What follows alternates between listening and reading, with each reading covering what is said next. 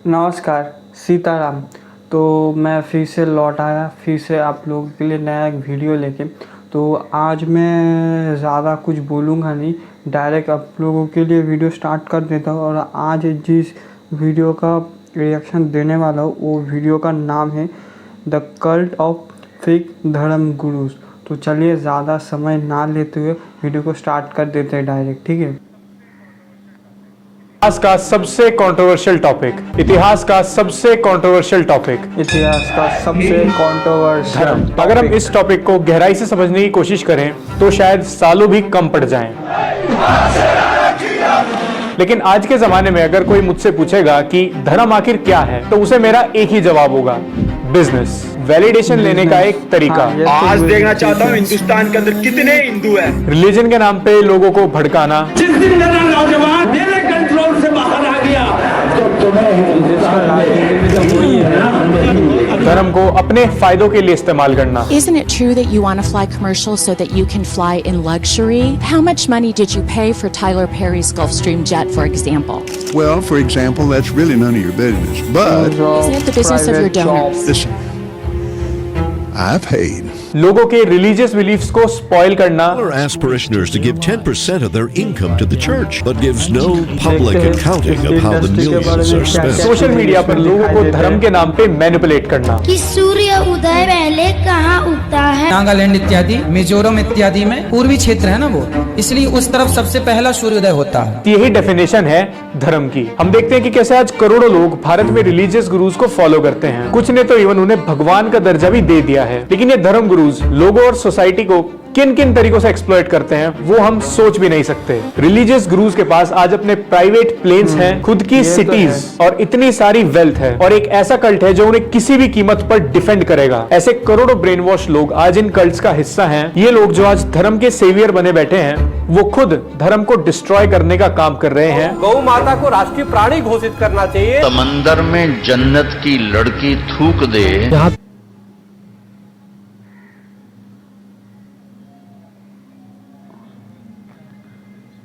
कि कोरोना को भी आज हम लोगों ने उसमें खीर और पूरी चढ़ाए तो सारे समंदर शहद से ज्यादा मीठे हो जाए। प्रॉब्लम्स हम सभी की लाइफ में हैं। सब किसी ना किसी पॉइंट पर लो फील करते हैं, और जब लोग वल्नरेबल और डेस्परेट होते हैं तो क्रिटिकल थिंकिंग डल हो जाती है। हमारे फीलिंग्स और इमोशंस डिसीजन मेकिंग एबिलिटीज पर भारी पड़ने लगते हैं। और ऐसे में जब लोगों के सामने कोई धर्म की बात करेगा, कहेगा कि वो खुद भगवान है या फिर भगवान का मैसेंजर है, और क्या सही है क्या गलत वही लोगों को बताएगा, तो लोग उसे क्यों नहीं सुनना चाहेंगे। मतलब जिस सुप्रीम पावर के मिरेकल्स के बारे में हमने बचपन से इतना सुना है, और जिस गॉड को हम हर जगह खोजते हैं, कोई उसका मैसेंजर बन के हमारे सामने आए और हमें रास्ता दिखाए तो हम मना क्यों करेंगे। और इसी तरह फॉर्म होते हैं रिलीजियस कल्ट्स। आज हर दूसरे वीडियो में आपको कोई ना कोई रिलीजियस गुरु या बाबा कुछ इलॉजिकल बातें करते हुए दिख जाएगा। ऐसे रिलीजियस कल्ट्स आज वर्ल्ड वाइड एग्जिस्ट करते हैं, जिनकी एक्सट्रीम आइडियोलॉजीज की वजह से आज तक ह्यूमैनिटी को बहुत ज्यादा लॉस हुआ है। जैसे उत्तर प्रदेश में 2 जुलाई को हुए हाथरस कांड में 120 इनोसेंट लोगों की जान चली गई। जिन बाबा को लोग सुनने आए थे उनका रियल नेम था नारायण सरकार हरि, और उनके भक्त उन्हें भोले बाबा के नाम से जानते हैं। भक्तों के लिए बाबा भगवान से भी बढ़कर है। तो अब अथॉरिटीज ने वहां 80,000 लोगों को जाने की परमिशन दी थी, लेकिन बाबा को सुनने के लिए 2.5 लाख लोगों की भीड़ पहुंच गई, जिसकी वजह से एरिया में सफोकेशन बढ़ने लगी और बाहर निकलने के लिए वहां भगदड़ मच गई, और जो लोग वहां बैठे थे वो पैरों के नीचे कुचलकर मारे गए। अब नारायण सरकार हरि मौका वारदात से भाग गए और पुलिस उन्हें अभी भी ढूंढ रही है। लेकिन उसके बाद भी लोगों का बाबा के ऊपर अटूट विश्वास बना हुआ है। लोग बाबा को डिफेंड करने के लिए किसी भी हद तक जाने के लिए तैयार हैं। हम लोग बर्दाश्त नहीं कर सकते, जो चश्मा हटा दें तो हम एक तरीके बेहोश हो जाएं, इतनी दृष्टि उनमें है। अच्छा, उस चश्मा मतलब हटा दे तो बेहोश हो जाए। मैं बेहोश हो जाऊं, मैं उनकी दृष्टि बर्दाश्त नहीं कर सकते। वो नारायण साकार हरि है भैया, मैं बार बार उनको नमन करती हूँ। इवन एक भक्त का तो ये कहना था कि अगर वो भी इस इंसिडेंट में मर जाते तो उनकी आत्मा को शांति मिल जाती और उनकी लाइफ का पर्पस पूरा हो जाता। और धर्म के नाम पर ही ब्रेन वॉशिंग दुनिया के हर कोने में चलती है। Overseas now, the charred bodies of 16 people, including 3 children, were found today in a remote region of the French Alps. They're all believed to be members of the Solar Temple cult. जैसे the order of solar temple, इनकी कहानी तो और भी ज्यादा disturbing है। ये एक सीक्रेट कल्ट था जो 1980s के एंड में यूरोप में चला था। इस कल्ट को 2 लोगों ने बनाया था, एक जोसेफ डी मेम्ब्रो और लूक जोरेट। शुरुआत में एक काफी छोटा ग्रुप था, लेकिन जल्दी ही यूरोप और कनाडा में ये फैलता गया और हर एक न्यू मेंबर के साथ कल्ट का बैंक बैलेंस बढ़ता रहा। इस कल्ट में प्रीचर्स का कहना था कि दुनिया जल्दी ही खत्म होने वाली है और एक बड़ा नेचुरल डिजास्टर या न्यूक्लियर वॉर होगा और सिर्फ उस कल्ट के फॉलोअर्स ही स्पेशल चोजन वंस हैं। स्पिरिचुअल एल्थिज्म के चलते मेंबर्स को लगने लगा कि वो खास हैं और उन्हें बताया जाता था कि वो सब साइरस स्टार पर जाएंगे और वहां एक न्यू लाइफ शुरू करी जाएगी। लेकिन ये सब अचीव करने के लिए फॉलोअर्स को अपनी जान देनी होगी। उनका मानना था कि मरने से पहले उनकी आत्मा की शुद्धि हो जाएगी और फिर वो दूसरे प्लेनेट पर जाकर दूसरा जन्म लेंगे। और उसके बाद एक बहुत ही ट्रेजिक इंसिडेंट हुआ। 48 कल्ट मेंबर्स बॉडीज मिली। कुछ लोगों ने पॉइजन लिया था, कुछ को गोली मारी गई थी और कुछ ने ड्रग्स के इन्फ्लुएंस में अपनी जान ले ली थी। इनका मानना था life is not a time to prepare for death, death is a time to prepare for life. एक और ऐसी ही ब्रेथ टेकिंग इंसिडेंट की कहानी जिम जोन्स कल्ट की भी है, जो अपने आप में बहुत पावरफुल लीडर थे, जो अपने कल्ट मेंबर्स को मैनिपुलेशन के साथ साथ आइसोलेशन से अल्टीमेट डिस्ट्रक्शन तक लेकर गए। जिम जोन्स के कल्ट को ऑफिशियली पीपल्स टेंपल कहा जाता था। इस कल्ट के प्रीचर का कहना था कि मैं तुम्हें एक ऐसी दुनिया दिखाऊंगा जहां कोई भेदभाव नहीं है, जहां सब बराबर हैं। उसकी ये बात ने बहुत लोगों को इन्फ्लुएंस किया, खासकर अफ्रीकन अमेरिकन को। और इस कहानी का एंड भी बहुत ट्रेजिक हुआ। उसने अपने फॉलोअर्स को कन्विंस किया कि मोक्ष का एक रास्ता मास है और इसे एक रेवोल्यूशनरी एक्ट मानते हुए 900 लोगों ने अपनी जान ले ली, जिसमें 300 से ज्यादा बच्चे भी थे। Started as an effort by a charismatic preacher to build a new society, but it ended, of course, with the tragic deaths of more than 900 people. तो अब आपको लग रहा होगा कि आखिरकार ये रिलीजियस गुरुज इस हद तक लोगों को ब्रेन वॉश कैसे कर सकते हैं। तो अभी तो रुको, आगे इससे भी शॉकिंग चीज आएगी। They are some of the most popular and flashy TV evangelists in the country. These men appear to have made a lot of money, and they travel, well, like kings.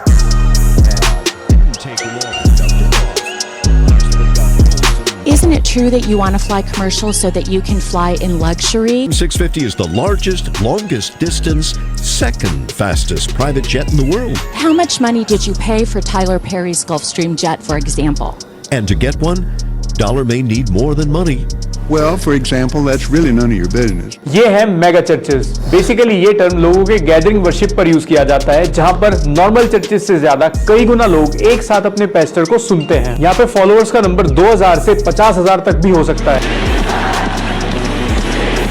We are in the first rains of a major flood.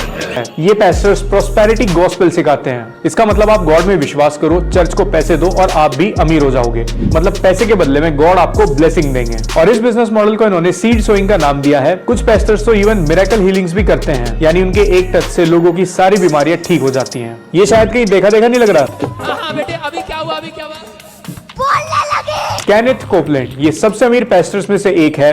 इनके पास private jets का एक fleet है, $7 million का एक घर है और यहाँ तक कि अपना खुद का एयरपोर्ट भी है। क्रेफलो डॉलर इन्होंने तो सीधा प्राइवेट जेट खरीदने के लिए अपने फॉलोअर्स से 65 मिलियन की डिमांड की थी। लिस्ट बहुत लंबी है और इन लोगों की वेल्थ का अंदाजा भी नहीं लगाया जा सकता। और ये सब कुछ, ये पूरा एम्पायर इन लोगों ने लोगों की डोनेशन से ही बिल्ड किया है। और इस चीज को ऑफिशियली बुलाया जाता है एक्ट ऑफ टाइथिंग, जहां आप अपनी वेल्थ का 1/10 किसी भी रिलीजियस पर्पसेस के लिए डोनेट करते हो। अब भारत में भी जितने रिलीजियस गुरुज को सुनते हैं, ज्यादातर हम उनके मुंह से ऑब्वियस बातें सुनेंगे। यूजुअली ये बाबाज बेसिक सोशल साइकोलॉजी यूज करते हैं, लेकिन लोग इनके अंधविश्वास में इस तरह लीन हो चुके हैं कि वो अपनी लाइफ का मतलब ही भूल गए। अब जो उनके धर्म गुरुज ने बताएंगे वो उसी रास्ते पे चलेंगे, भले ही धर्म गुरु कितनी भी इलॉजिकल बात करे, बट लोग उसे सुनते रहेंगे। अब जितने भी बाबाज या फिर सो कॉल्ड धर्म के ठेकेदार जेलों में हेनस क्राइम के लिए बंद हैं, आज भी उनके सत्संग उसी तरीके से चल रहे हैं। उनकी बुक्स और कैलेंडर्स आज भी पब्लिश होते हैं। उनके फॉलोअर्स आज भी उन्हें भगवान मानते हैं। और दूसरी तरफ कोई भी धर्म गुरु अपने नाम के सामने माया है प्रभु जैसे शब्दों का यूज करके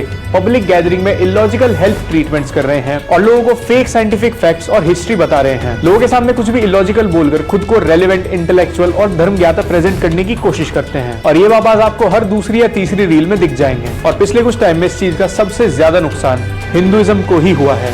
लोग अपनी रूट्स भूल चुके हैं और पूरी तरीके से मैनिपुलेटेड और मिसगाइडेड हैं। लोगों को लगता है कि सिर्फ टीका लगाने से या किसी बाबा के उपदेश सुन लेने से वो धार्मिक बन गए। आजकल ये ट्रेंड बहुत ज्यादा एक्टिव है। लोगों को लगता है कि कंजर्वेटिव तरीके से रहना ही धर्म है। मतलब लोग इंटरनेट पे सनातनी होने का खुला सर्टिफिकेट बांट रहे हैं। उनके हिसाब से अगर कोई ड्रेसअप नहीं करता तो वो सनातनी नहीं है, कोई पूजा पाठ का दिखावा ना करे तो वो सनातनी नहीं है। और ये सर्टिफिकेट देने वाले लोग खुद को धर्म रक्षक दिखाते हैं, लेकिन एक्चुअली में ये खुद धर्म को डिस्ट्रॉय करने में लगे हुए हैं। खुद इन्हें धर्म की रत्ती भर भी जानकारी नहीं होती और साथ ही में आजकल कुछ बाबाज ने भी हिंदुइज्म को बहुत ऑर्थोडॉक्स तरीके से दिखाना शुरू कर दिया है। ऐसा करोगे तो दिक्कत में फंस जाओगे, या ये करोगे तो वो हो जाएगा। लोगों में पूरा एक डर बनाया जाता है। लेकिन आज सब लोग ये भूल चुके हैं कि जब सबसे एंशिएंट, साइंटिफिक और लिबरल धर्म की बात आती है तो हिंदू यानी सनातन धर्म सबसे आगे स्टैंड करता है। और ऐसा इसलिए है क्योंकि सनातन धर्म सिर्फ एक धर्म नहीं बल्कि वे ऑफ लाइफ है। लेकिन अगर रिलीजियस गुरुज आपको ये बात बताना शुरू करेंगे तो लोग खुद धर्म को इंटरप्रेट करेंगे और लोगों की इंटेलेक्ट बढ़ेगी। इससे इनका बिजनेस अफेक्ट होगा। इसीलिए हम देखते हैं कि सनातन धर्म की एक काफी नॉन लिबरल, कंजर्वेटिव और ऑर्थोडॉक्स और रेडिकल इमेज प्रेजेंट की जाती है, जिसमें सबसे बड़े कंट्रीब्यूटर्स इंटरनेट और ऑफलाइन बैठे धर्म के ठेकेदार बाबाज कम इन्फ्लुएंसर्स हैं। अब भारत की मेजॉरिटी पॉपुलेशन रूरल और सेमी अर्बन एरिया से बिलोंग करती है, जैसे कोई छोटे कस्बे या फिर छोटे शहर, और इन एरियाज में एजुकेशन और अवेयरनेस लेवल कंपैरेटिवली लो होता है, जिसके कारण इनके लिए लोगों को आस्था और धर्म के नाम पर मैनिपुलेट करना बहुत ईजी हो जाता है। और ये रीजन है कि जितने भी इंटरनेट बाबाज की आप कथा देखते हैं जहां लाखों में भीड़ उमड़ती है, वो हमेशा रूरल एरियाज या छोटे कस्बों में ही ऑर्गेनाइज की जाती है। आप बहुत रेयरली ऐसा देखोगे कि टियर 1 सिटीज में इन बाबाज की कथा ऑर्गेनाइज की जाएगी। अभी कुछ दिन पहले 2 जुलाई को उत्तर प्रदेश के हाथरस एरिया में जिस रिलीजियस गैदरिंग में 120 से ज्यादा लोगों ने अपनी जान गंवाई, वो मुगलगढ़ी नाम के गांव में ऑर्गेनाइज किया जा रहा था। और अगर आप उस भगदड़ में मारे गए लोगों के फैमिली मेंबर्स को न्यूज पे देखोगे तो आपको इजीली पता लग जाएगा कि ज्यादातर वहां विमेन और छोटे बच्चे थे। लोगों को अपनी आस्था के लिए कोई ना कोई चाहिए जिसकी बातों पर और विचारधाराओं पर वो भरोसा कर सकें, और इसी चीज का फायदा ये बाबाज उठाते हैं। ये जो आस्था का एक स्पेस खाली होता है, ये उसे फिल करने का काम अपनी बहुत ही ऑब्वियस बातों से करते हैं। सोचिए कितना गहरा कल्ट है। जब इन्हें हेनस क्राइम के लिए देश की जुडिशरी द्वारा कन्विक्ट किया जाता है तो भी इनके भक्त इसे साजिश बताकर दंगे कर देते हैं और पब्लिक प्रॉपर्टी को डैमेज करने के साथ आम लोगों को मारते हैं। 2017 का एक ऐसा ही केस है जहां बड़े दंगे हुए थे, जिसमें 30 से ज्यादा इनोसेंट लोगों को अपनी जान गंवानी पड़ी थी और 250 से ज्यादा लोग इंजर्ड हो गए थे। उन राइट्स की इंटेंसिटी इतनी ज्यादा थी कि आर्मी को आकर टेक ओवर करना पड़ा था। Darwin himself said that there were missing links in his theory. If you read his book. अब जैसे डार्विन थ्योरी ऑफ एवोल्यूशन एक काफी डिबेट की चीज रही है। डार्विन मुझे मिला अकेले में, मैं उससे कहूंगा तुम कहां गई हमारी। ये रिलीजियस गुरुज अपने लिसनर्स के सामने इलॉजिकल फैक्ट्स प्रेजेंट करते हैं और किसी भी चीज को साइंटिफिक और हिस्टोरिकल फैक्ट से प्रूव करने के बजाय ये लोग स्टेज पर बैठकर हर चीज को ड्रामा से लिंक करना जानते हैं। देश के बड़े बड़े न्यूज चैनल्स इन बाबाज को बुलाकर इनका पूरा प्रमोशन करते हैं। हिंदू धर्म जहां नारी और पुरुष में हिस्टोरिकली कोई भी भेदभाव नहीं किया गया, ये सो कॉल्ड बाबाज टीवी पर आकर वुमेन के जॉब करने के अगेंस्ट खड़े हो जाते हैं और फिर उस चीज को धर्म से लिंक कर देते हैं। अपने आर्गुमेंट को सपोर्ट करने के लिए धर्म का सहारा लेते हैं। लेकिन हम क्या देखते हैं कि कुछ बाबाज प्रोग्रेसिव बात ना करके बहुत ही रिग्रेसिव तरीके की बातें करते हैं, जिससे लोग ज्यादा मैनिपुलेट हो सकें और उनकी बातों का लोगों पर ज्यादा इंपैक्ट हो। मतलब साइंस और धर्म को किसी भी तरीके से जोड़ देंगे और कोई भी इलॉजिकल एक्सप्लेनेशन बता देंगे कि जीमेल को इंडिया में 15 साल के बच्चे ने इन्वेंट किया और कुछ भी इलॉजिकल कैलकुलेशंस। भारत में डिस्कशन के लेवल को गिराने में और सुपरस्टिशन जैसी चीजों को बढ़ावा देने में इन लोगों का एक बहुत बड़ा कॉन्ट्रीब्यूशन है। ज्यादातर विमेन ही ऐसे बाबा के सत्संग को अटेंड करती हैं और बाबा के कल्ट और सुपरस्टिशन की टेक्निक की वजह से वो विमेन इन बाबाज के नैरेटिव में इस तरह फंस जाती हैं कि फिर वो अपने बच्चों को भी इसी तरफ अलाइन करने की कोशिश करती है। और आने वाली जनरेशन का इस पे क्या इंपैक्ट पड़ेगा? एक तरफ चाइना के बच्चे एआई वेपन्स डेवलपमेंट प्रोग्राम में नई नई इनोवेशंस कर रहे हैं, माइक्रोस्कोपिक रोबोट्स और nuclear submarine with self learning chips जैसी एडवांस टेक्नोलॉजीज डेवलप कर रहे हैं, और हमारे यहाँ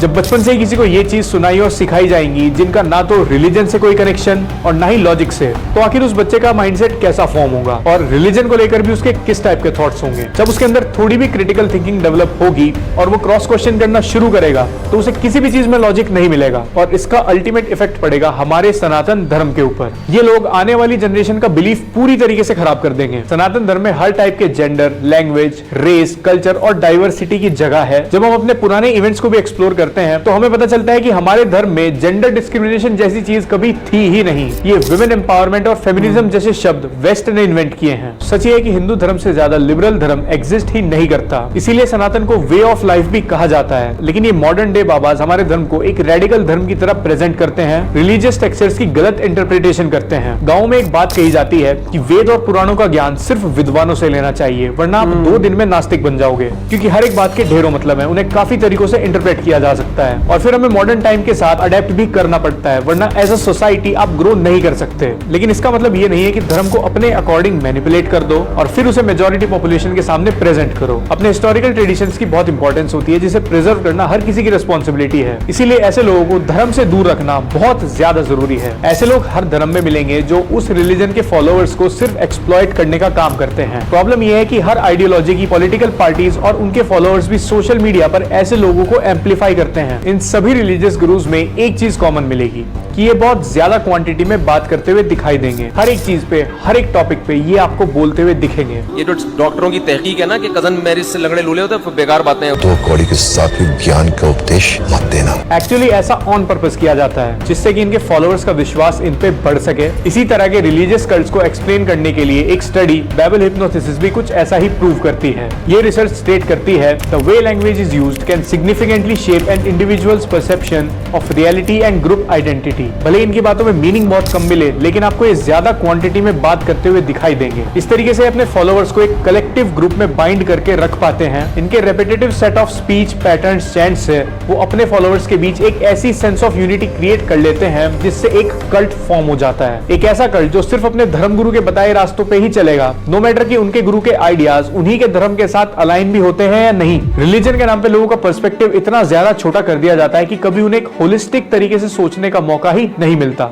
इसी तरह रेपिटेशन के जरिए ये लोग फॉलोअर्स के माइंड में एक डीप इमोशनल कनेक्शन फॉर्म कर लेते हैं। इन गुरुज के एक छोटे से इंडिकेशन से ही फॉलोअर्स के अंदर एक बहुत पावरफुल फीलिंग आने लगती है और इसे ही कहा जाता है कल्ट फॉलोइंग। और साथ ही में ये लोग लॉजिकल आर्गुमेंट्स का भी जवाब नहीं देते। अगर कोई भी इनसे लॉजिकल सवाल पूछेगा तो ये उसे ऐसा फील करा देंगे कि सामने वाला कितना अधर्मी और पापी है। इसे थॉट टर्मिनेटिंग क्लीशे कहा जाता है, जहां लॉजिकल आर्गुमेंट्स की कोई जगह नहीं होती। ये लोगों को इतनी रिलीजियस प्राइड से भर देते हैं कि लोग पूरी तरीके से एक्सट्रीम हो जाएं। अब जो रियल धर्म गुरुज हैं जैसे प्रेमानंद जी, उनसे जब कोई भी भक्त सवाल पूछता है तो उनका जवाब देने का तरीका कितना सहज होता है। ये पहचान होती है एक रियल रिलीजियस गुरु की। जिस किसी को भी रिलीजन और भगवान के बारे में एक डीप अंडरस्टैंडिंग होगी, वो आपके सारे सवालों का जवाब खुशी खुशी देगा, ना कि अपनी टीचिंग्स को आप पे जबरदस्ती थोपने का काम करेगा। तो एक तरीके से हम ब्लेस्ड है कि हमारे बीच प्रेमानंद जी महाराज जैसे रियल धर्म गुरुज भी हैं। लेकिन सबसे ज्यादा जरूरी है फेक धर्म गुरुज को आइडेंटिफाई करना, क्योंकि अल्टीमेटली सोसाइटी को भी नुकसान पहुंचाएंगे और रिलीजन को भी। और वैसे भी आजकल धर्म का यूज सोशल मीडिया एंगेजमेंट के लिए किया जाता है। तान के अंदर हिंदू है ना, सबको वीडियो शेयर करनी है। तो इनके हिसाब से भारत में 2,78,000 हिंदू हैं और आपने अगर ये रील नहीं देखी तो आई एम सॉरी, आप एक सच्चे हिंदू नहीं हो। ऑनलाइन धार्मिक होने का दिखावा करके लोग पहले धर्म और भगवान के नाम पे एक अच्छी फॉलोइंग बिल्ड कर लेते हैं। लोग इनके झांसे में बहुत इजीली आ जाते हैं और जब इनसे लोग जुड़ जाते हैं तो फिर बेटिंग ऐप का प्रमोशन चालू। गाड़ियां ले ली,